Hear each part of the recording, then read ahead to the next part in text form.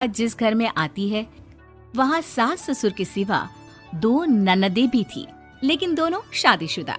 कोयल ने सोच लिया था कि वो इस घर को जीत कर रहेगी, लेकिन होता कुछ और है। यार, ये कोयल कैसी लगी तुझे? ठीक ही है, बस माँ एडजस्ट कर ले इसके साथ। हम दोनों तो वैसे ही शादीशुदा हैं। चलना, कल घर चलते हैं, देखते हैं क्या करती है वो सारा दिन घर पर। ठीक है दीदी, मैं कल आ जाऊंगी। दोनों ननदें मायके आती है, जहाँ पिता बाहर बैठकर पेपर पढ़ रहे थे, माँ अंदर सब्जी काट रही थी और कोयल वो तो कहीं नहीं थी। क्या पापा, बाहर क्यों बैठे हैं? बहू ने निकाल दिया क्या?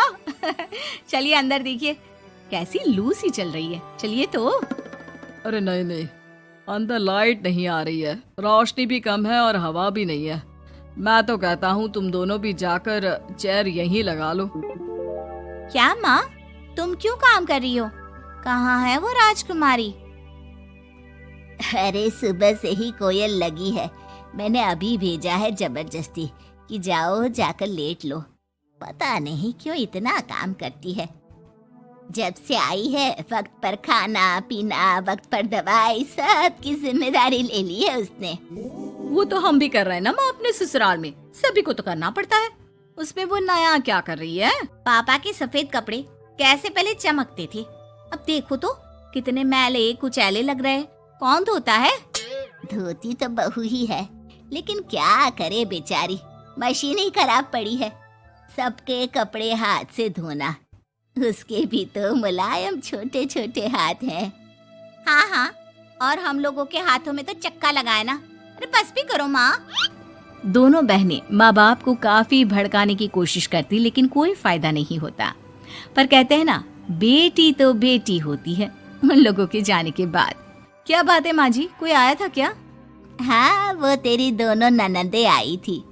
अरे तुम मुझे उठाया क्यों नहीं माँ?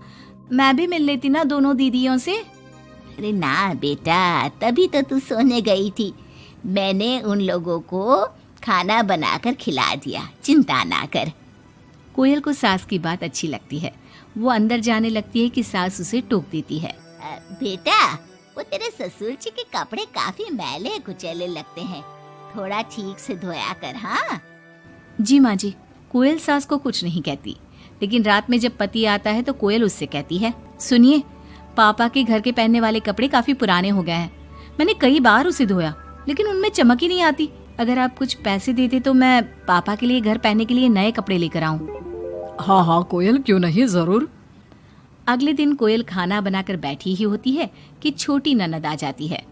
अरे नमस्ते दीदी, कैसी हैं? आइए बैठिए, मैं आपके लिए नींबू पानी बनाती हूँ। आपको अच्छा लगता है ना? वो माँ कहाँ है? कोयल को अजीब सा लगता है कि ननद ने उसे पूछा तक नहीं, ना ही नमस्ते किया। सामने से माँ आती है। माँ, वो मैं बाजार जा रही थी तो सोचा आपसे मिलती चलूं। अच्छा माँ, जरा नींबू पानी बना देना, बहुत मन कर रहा है। हाँ हाँ, तू बैठ, मैं बना कर लाती हूँ। कोयल को लगता है कि बेटी है, माँ के हाथ का स्वाद मिस करती होगी। इसमें बुरा मानने वाली कोई बात नहीं है। दीदी, मैं भी बाजार जा रही हूँ, आपके साथ ही चलती हूँ। ननद भाभी दोनों मार्केट जाती है, जहाँ कोयल ससुर जी के लिए कपड़े लेती है। क्या जरूरत है भाभी, पापा को उनकी पसंद के कपड़े ले देती ना, उन्हें ही यहाँ पर लाकर।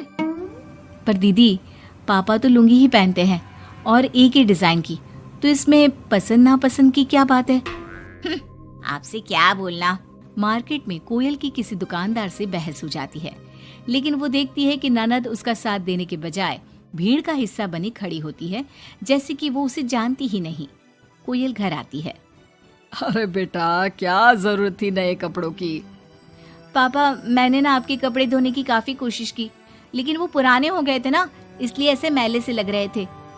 सास भी समझ जाती है कि कोयल ने कपड़े धोने में मेहनत तो की ही होगी। एक रोज फिर दोनों ननदें आती है। कोयल अब दोनों ननदों को मनाने के लिए कोई ना कोई तरकीब निकालती है।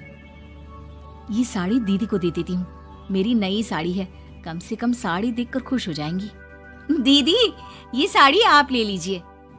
और छोटी दीदी, मैं आपकी पसंद की पालक पनीर बनाती हूँ, आप लोगों के आने से घर में कितना अच्छा लगता है ना। दोनों कुछ नहीं बोलती।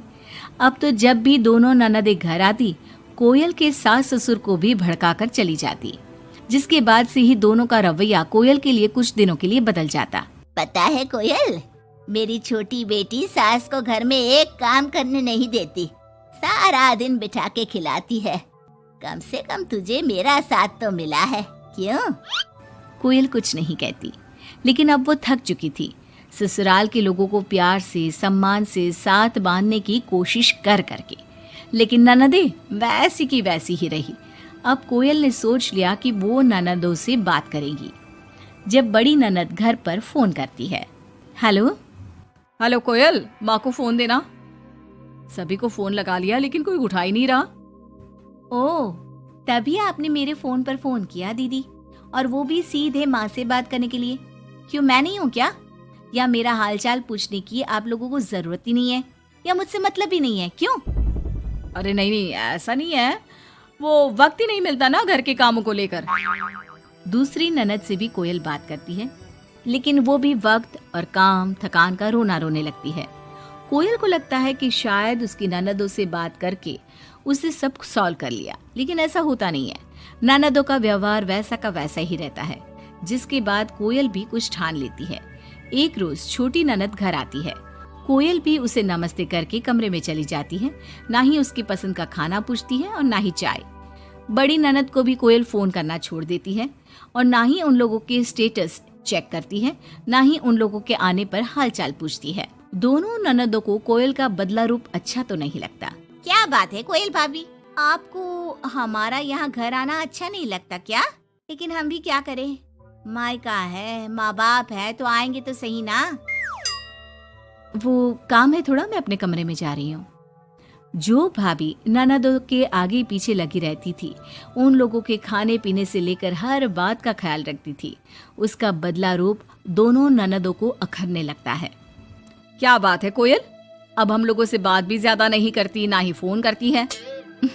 वैसे तो आप लोग भी मुझे कभी नहीं पूछती थी ना, आती तो सीधा माँ के कमरे में। फोन में मुझे तब करती जब घर में किसी का फोन ना लगता हो, और करती भी तो सीधे माँ से बात करा दो। मेरे हाथ का ना खाना खाती, ना सीधे मुंह बात करती। तो मैंने भी अपनी दुनिया में जीना सीख लिया है। अब मैं मस्त हूँ और खुश हूँ। नमस्ते। ये बोलकर कोयल वहां से चली जाती है अपनी दुनिया में।